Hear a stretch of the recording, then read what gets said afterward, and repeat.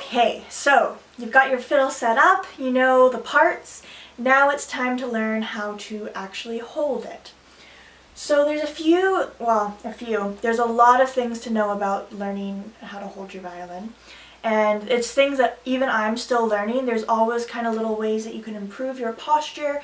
Your violin posture is so important, and it's also can be harmful if you learn how to play violin incorrectly, because you can mess up your shoulders. And I had a friend who had a messed up neck because she didn't learn how to play the violin properly or hold the violin properly. So I'm just going to go over a few things with you. So you're going to grab your fiddle. I already have my shoulder rest on it. If you have your sponge or whatever, I talk about that in the video on how to set up your violin. So what you want to do first of all is just get it up onto your shoulder, tuck it onto your left shoulder, kind of on the side over your clavicle or your collarbone, underneath your jaw line. And you want your jaw to kind of rest on the chin rest here, just like that. And it should be, I don't recommend doing this right away, but it should feel very secure there. You should be able to just let go, and it should be totally secure in between your shoulder and your jawbone.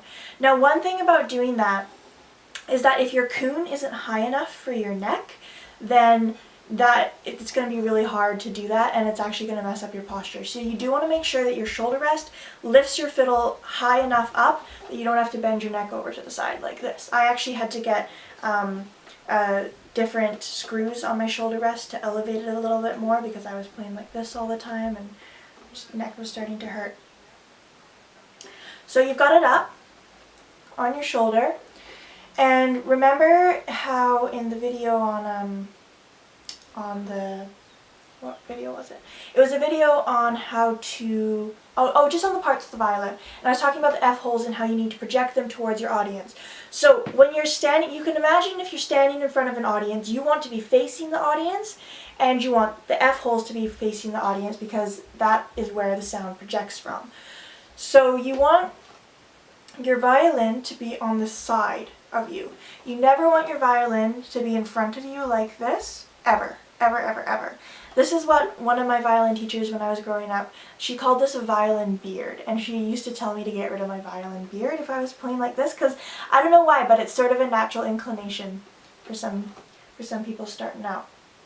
So up on the side, up on your collarbone, violin should be flat. A fun kind of way to practice this is to put something, a small little object, a Hershey's Kiss is what I usually do with my students.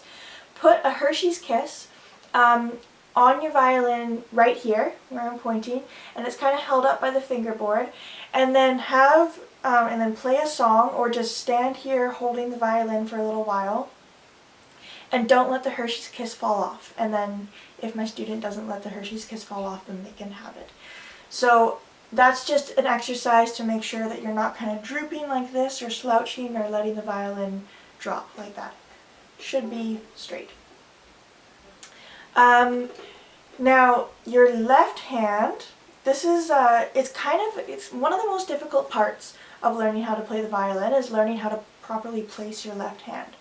So when I'm holding the violin, I'm not just letting the neck sit in between my thumb and the rest of my fingers there. It's not just kind of resting in that trough, because what happens then is my thumb is sticking so far up that it's just in my way. So how I'm actually resting it, this will take a little bit of practice, is I'm kind of curving my thumb very, very, very gently. It's nothing like this.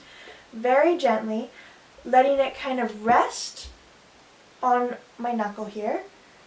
So it kind of rests on my knuckle, then just the top of my thumb is sticking up. And then the other side of the violin rests on this part of my hand, right here. There's kind of a little bump there, and so you want to rest it very lightly there. And now this might seem really hard to hold up your violin like in this position. It's not that bad, and the reason is because remember, you're holding up your violin mostly from your shoulder and your neck. Your arm should never be getting tired when you're playing the violin. If your arm's getting tired, something in your posture is wrong. So very loosely hold it like that. Thumb just peeking up over the edge, and you want your wrist to be hanging down. Okay, you do not want your wrist tied up like here because it'll severely restrict the mobility of your fingers, and you don't want that, of course. I also sometimes tell students, if you were walking down the street, you wouldn't be walking down the street with your hands like this, right? You'd be walking down the street with your hands just kind of loosely by your side like this. There's no reason to change that when you're playing the violin. Everything should feel natural and relaxed. So you put your hand up in the natural position, just like that, and there you go. That's how you hold your violin. Okay, so now for holding the bow. Holding the bow is one of the most difficult things you will learn when you're starting to learn how to play the violin. And it's something that you'll continue to learn throughout playing. I'm still learning how to do different bowing techniques and feel how to use the bow properly. But I'm just going to show you the basic how you should hold your bow. So you hold it down by the frog. Remember, the frog is this black piece down at the bottom here. And remember how in other videos as well I said not to touch the bow hair.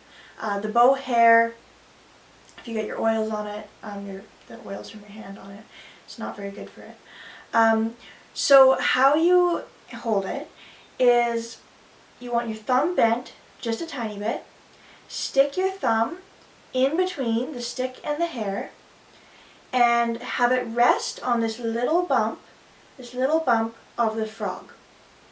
So just kind of rest there very lightly, and it doesn't really you don't put any pressure on it, you can just kind of feel it in the corner of your thumb. It's just a presence, it's not a support. So you have your thumb there, slightly bent, your index finger, your pointy finger, I think that's called index finger, wraps around. There should be a little black rest on your bow. Hope you can see that. Kind of like a little black cushy thing on your bow. Sometimes it's not black, but a little soft thing, a little grip. Your index finger curves around and holds on to that. Now, your middle two fingers are going to wrap around and touch the frog. Okay? So they're touching the frog. Your index finger wrapped around your thumb. You can feel it on the bump of the frog and slightly bent, and then your pinky rests very gently right on top. Just like that. And that is your basic bow hold. Okay? So one of the most important fingers, in my personal opinion, in this bow hold to get right is your index finger, because your index finger controls a lot of the power in your bow that comes from your arm, and it kind of stabilizes the bow.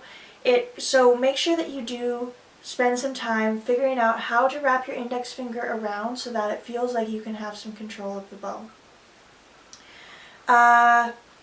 Now what you'll want to do is you'll want to practice kind of moving the bow around in all sorts of different ways and not letting your bow hold change.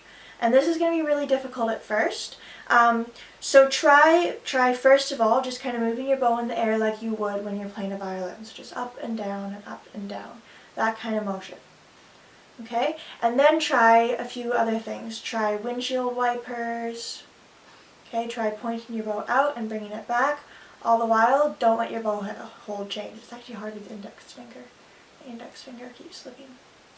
Okay? Just keep moving it around until you can feel like you're really comfortable in that bow hold. And if you have any questions, as always, feel free to post them in the comments. Alright, great. So that's how to basically hold your violin and your bow. Just going to do a very quick overview. So up on your shoulder, pointing to the side, not drooping down. Thumb, don't let the fingerboard rest in between your thumb and the rest of your fingers. Have it gently rest there. It should be mostly supported by your chin and your shoulder. Bow, thumb bent gently. My fiddle down. Thumb bent gently. You can feel the bump of the frog. Don't let it touch the bow hair. Index finger wraps around the grip. Second and third finger touch the frog, wrap around the stick. Pinky finger lands very, very gently on top of the stick. And there you have it.